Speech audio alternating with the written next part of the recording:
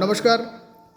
আদালত দর্পণে এই মুহূর্তে আমরা পেয়েছি ফাইটার্সের প্লেয়ার, গত বছর টুর্নামেন্টে সর্বোচ্চ রান সংগ্রহকারী শেখ শামসুলকে। শামসুলবাবু, আমাদের আদালত দর্পণ থেকে আপনাকে নমস্কার। নমস্কার।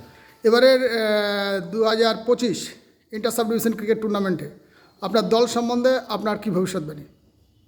দল সম্পর্কে আমরা অনেকটাই চিন্তা ভাবনা করছি ফাইনালে খেলার জন্য।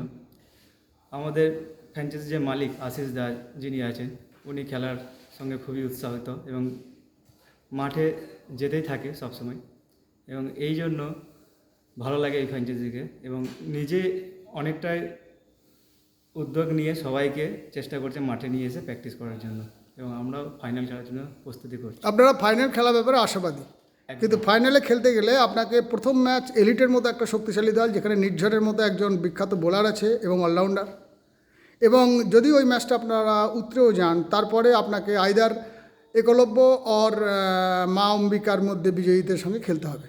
তো আপনাদের কি মনে হচ্ছে না যে আপনারা একটা কঠিন গ্রুপে পড়েছেন? এটা খুব অসম্ভব। অসম্ভব বলে কিছু হয় না, এটা আমি মানি। যদি মাঠে নামি তখন আমরা জেতার জন্যই লড়বো, ঠিক আছে। এবং আমার যে বিরোধী দল আছে, যেমন প্রথমে আমি পাবো কি আছে, প্রথমে সোমনাথদা এলিট। সোমনাথদাকে প্রথমেই আমরা মিস করব। আমার খুব খারাপ লাগছে। সোমনাথদা আশিসদার মতোই একজন মাঠ যুক্ত প্লেয়ার। এবার সোমনাথদা না থাকার জন্য আমরা একটা অ্যাডভান্টেজ পাবো। এবার দেখা যাক মাঠে কতটা কী করতে পারি। আমার মনে হচ্ছে প্রথম রাউন্ড আমরা মানে ফাইনালে জয়ের ব্যাপারে আপনি আশাবাদী? একদম। ফাইনালে আপনি কাকে পেতে পারেন? ফাইনালে পেতে পারি টাইটান্সের তো ভরত রাউত, অরূপ মুখার্জি এবং নতুন প্রতিভা ঋতব্রত ব্যানার্জি আছে। ওই বোলিংকে মোকাবেলা করার মতো দুটো হার্ড ম্যাচ টপকে ফাইনাল ম্যাচে আপনার কি মনে হচ্ছে না আপনারা ধরাশায়ী হয়ে যাবেন? দেখুন, ফাইনাল ম্যাচ যখন খেলবো আমরা, ঠিক আছে, বিরোধী দল থেকে যে একজন আসবে ফাইনালে উঠবে, তারাও আশা করছি ভালোই খেলবে। তো ফাইনাল ম্যাচটা খুব হাড্ডাহাড্ডি হবে, এটাই আমার দৃঢ় বিশ্বাস।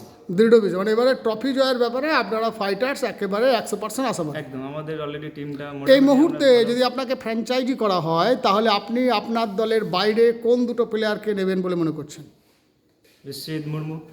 বিশ্বজিৎ মুর্মু আর ভরত রাউত। আনফর্চুনেটলি ওই বিশ্বজিৎ মুর্মু এবং ভরত রাউতের বিরুদ্ধে আপনাকে দেখা করতে হবে, মানে ময়দানে। তো সেক্ষেত্রে আপনার উপর আপনার আইডল প্লেয়ারের বিরুদ্ধে খেলতে কি আপনার কোথাও নার্ভাসনেস আসবে? নার্ভাসনেস আসবে না, আমরা সেইভাবেই প্রস্তুতি নেব এবং নিচ্ছি। আপনার দলে এক ঝাঁক বোলার আছে, সেই বোলারগুলোকে আপনার ফ্র্যাঞ্চাইজি ঠিক কাজে লাগাতে পারবে? একদম। আপনার দলের যে ব্যাটসম্যানগুলো রয়েছে, সেই ব্যাটসম্যানগুলোর ক্ষেত্রে আপনার ভূমিকা কী থাকবে? ম্যাচটাকে 6 ওভার খেলা এবং একটা ভালো রানের স্কোরে পৌঁছে দেওয়া, এটা আমার গুরুত্ব থাকবে। আপনার কি মনে হচ্ছে যে এবার টুর্নামেন্টের সেরা ফিল্ডার কে হতে পারে? সেরা ফিল্ডার আমার মনে হচ্ছে বিশ্বজিৎ পাল একলব্যের সেরা ফিল্ডার। সেরা ব্যাটসম্যান হিসাবে আমি এখন পর্যন্ত দেখতে পাচ্ছি অভিজিৎ মুর্মু। সেরা বোলার ঋতব্রত। যে দুটো সেরা বোলার এবং সেরা ফিল্ডার বললেন, সেই দুটো কেউই আপনার টিমে নয়। তাহলে আপনি কোন ভরসায় বলছেন আপনি ফাইনালে জিতবেন? আমরা একটা বড় স্কোর করার চেষ্টা করব। বড় ব্যাটসম্যান, মানে দলগত প্রচেষ্টায়। হ্যাঁ, এক বড় ব্যাটসম্যান আছে, ঠিক আছে।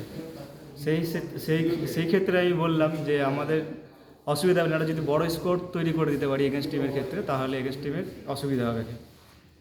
এবারে আমাদের inter sub division cricket tournament 2025-এর মোটো হচ্ছে কাম উইথ ফ্যামিলি মেম্বার্স। তাই এক্ষেত্রে আপনি ফ্যামিলি মেম্বার্সদের আসার ব্যাপারে কী বার্তা দেবেন?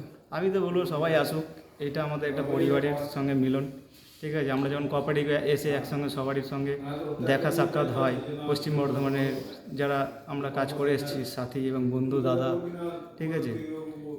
এইটাও একটা মাঠের মেলার মতো একটা উৎসব। হ্যাঁ, আমরাও একটা সেই উৎসবে যেন সবাইকে দেখতে পাই, এবং ফ্যামিলিও যদি সাপোর্ট করে, আমরা সেই খেলাটা একটা আগামী দিনে আরও খুব বড়ো হবে এবং ভালো লাগবে দেখতে, এবং সারাদিন একটা পিকনিক টাইপের হবে। ধন্যবাদ শেখ শামসুল। আমরাও আদালত দর্পণ থেকে আমরা আশা করছি এবং ঈশ্বরের কাছে প্রার্থনা করছি আপনি ঝুলিতে প্রচুর রান করুন, ভালো কিপিং করুন, আপনার টিম ফাইনালে খেলুক। আমাদের আদালত দর্পণ থেকে সঙ্গে শিবু এখানেই শেষ করলাম।